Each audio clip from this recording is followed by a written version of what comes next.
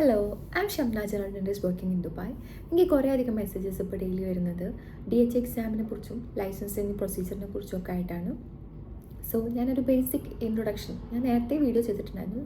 Still എനിക്ക് കുറേ അധികം കോമൻസ് ആയിട്ടൊക്കെ വരുന്നതുകൊണ്ട് ഞാൻ അതൊക്കെ ഒന്ന് ക്ലിയർ ചെയ്യാൻ വെച്ചു. First of all, DH exam നമുക്ക് എഴുതാൻ ആസ് എ ഡെൻറ്റിസ്റ്റ് നമുക്ക് എഴുതാനുള്ള എലിജിബിലിറ്റി റിക്വയർമെൻറ്റിനെ കുറിച്ച് പറയാം. DH എക്സാമിന് വേണ്ടിയിട്ട് നമ്മളൊരു 2 ഇയർ എക്സ്പീരിയൻസ് മാൻഡേറ്ററി ആണ്. അത് ഇൻറ്റേൺഷിപ്പ് കഴിഞ്ഞിട്ടുള്ള 2 ഇയർ എന്നാണ് പറയുന്നത്. ചിലരൊക്കെ മെസ്സേജ് ചോദിച്ചിട്ടുണ്ടായി ഇൻറ്റേൺഷിപ്പിൻ്റെ കൂടെ തന്നെ എക്സ്പീരിയൻസ് എടുത്താൽ മതിയെന്നോ. അങ്ങനെയല്ല പറയുന്നത്. ഇൻറ്റേൺഷിപ്പ് കഴിഞ്ഞിട്ട് നമ്മൾ ഡെൻ്റൽ കൗൺസിൽ രജിസ്ട്രേഷൻ്റെ ഡേറ്റ് ആണ് നോക്കുന്നത്.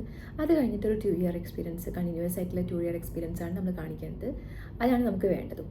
ആ ഒരു 2 ഇയർ എക്സ്പീരിയൻസ് കൊണ്ടിട്ട് നമുക്ക് ഈ എക്സാമിന് അപ്ലൈ ചെയ്യാം. പിന്നെ വേണ്ടത് പാസ്പോർട്ടും good standing certificate from the dental കൗൺസിലുമാണ് നമുക്ക് വേണ്ട ഡോക്യുമെൻറ്റ്സ് ആയിട്ട് വരുന്നത്. നമുക്ക് ഈ ഒരു എലിജിബിലിറ്റി ഉണ്ടെങ്കിൽ നമ്മൾ എക്സാമിന് നോട്ട് ചെയ്യുകയാണെങ്കിൽ നമുക്ക് എക്സാം ഫസ്റ്റ് എടുക്കാം, അല്ലെങ്കിൽ ഡാറ്റ ഫ്ലോ ചെയ്യാം. എക്സാം ആണെങ്കിൽ ഞാൻ എക്സാം ആയിരുന്നു എടുത്തത്. എക്സാം ആണെങ്കിൽ ഡയറക്റ്റ്ലി നമുക്ക് വേഗം അപ്ലൈ ചെയ്ത് എക്സാമിന് ഡേറ്റ് എടുക്കാം.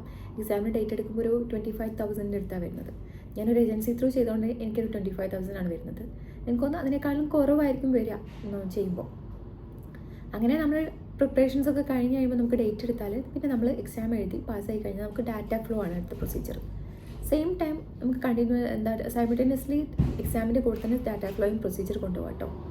ഇനി ഡാറ്റ ഫ്ലോ ചെയ്യുന്ന സമയത്ത് നമുക്കൊരു അവർ പറയുന്നത് 30 to 35 ഡേയ്സ് ആണ്. എനിക്ക് ആക്ച്വലി 21 ഡേയ്സ് എടുത്തത്, എക്സാക്ട്ലി 3 വീക്സ് എടുത്തിട്ടുള്ളൂ. അപ്പോൾ അതിൽ ഈ പ്രോസസ്സ് കംപ്ലീറ്റ് ആയി. അതായത് നമ്മളെ ഡോക്യുമെൻറ്റ്സ്, നമ്മൾ കൊടുക്കുന്ന ഡോക്യുമെൻറ്റ്സ്, നമ്മുടെ degree certificate, good standing certificate, നമ്മൾ എന്തൊക്കെയാണോ കൊടുക്കുന്നത്, നമ്മളെ രജിസ്ട്രേഷൻ സർട്ടിഫിക്കറ്റ്, നമ്മുടെ ഡെൻ്റൽ കൗൺസിൽ രജിസ്ട്രേഷൻ, അതിനൊക്കെ സർട്ടിഫിക്കറ്റ്സിൻ്റെ നമ്മൾ കൊടുക്കുന്നത് അവർ വെരിഫൈ ചെയ്യും. അതായത് നമ്മളെ ദുബായ് ഹെൽത്ത് അതോറിറ്റി നമ്മളെ കോളേജിലും ഡെൻ്റൽ കൗൺസിലും യൂണിവേഴ്സിറ്റിയിലും ഒക്കെ ആയിട്ട് വെരിഫിക്കേഷൻ നടത്തുന്ന പ്രോസസ്സാണ് ഈ ഡാറ്റ ഫ്ലോയിൽ നടക്കുന്നത്. അത് അവരെത്ര ഡിലേ ആക്കുന്നോ നമ്മളെ ഈ വെരിഫിക്കേഷനനുസരിച്ചാണ് നമ്മളെ പ്രോസസ്സ് ലെങ്തി ആയി പോകുന്നത്. നമ്മളെ കോളേജൊക്കെ വേഗം, അല്ലെങ്കിൽ നമ്മളെ യൂണിവേഴ്സിറ്റിയൊക്കെ വേഗം തന്നെ ഈ പ്രോസസ്സ് കഴിച്ചു കൊടുത്താൽ വേഗം നടക്കും.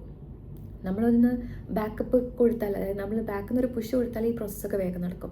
ഞാൻ ഈ സമയത്ത് എൻ്റെ ഏജൻസി പറഞ്ഞിട്ടുണ്ടായിരുന്നു, അതായത് കോളേജിലെത്തിയ സമയത്ത് അവർക്ക് നോക്കിയാൽ മനസ്സിലാവില്ല, അപ്പോൾ കോളേജിലെത്തിയിട്ടുണ്ട് ഒന്ന് വിളിച്ച് നോക്കൂ എന്ന് പറഞ്ഞിട്ട് ഞാൻ അവരെ തന്നെ കോൺടാക്ട് ചെയ്തു. അങ്ങനെ എൻ്റെ ഈ ഒരു ഡോക്യുമെൻറ്റ് വന്നിട്ടുണ്ട്, വെരിഫിക്കേഷൻ വന്നിട്ടുണ്ട്, ഒന്ന് ഓക്കെ കൊടുക്കണം അല്ലെങ്കിൽ റെഡിയാക്കി ചെയ്യണം എന്ന് പറഞ്ഞിട്ട് പറഞ്ഞു. അതുപോലെ തന്നെ യൂണിവേഴ്സിറ്റിയിലും വിളിച്ചു.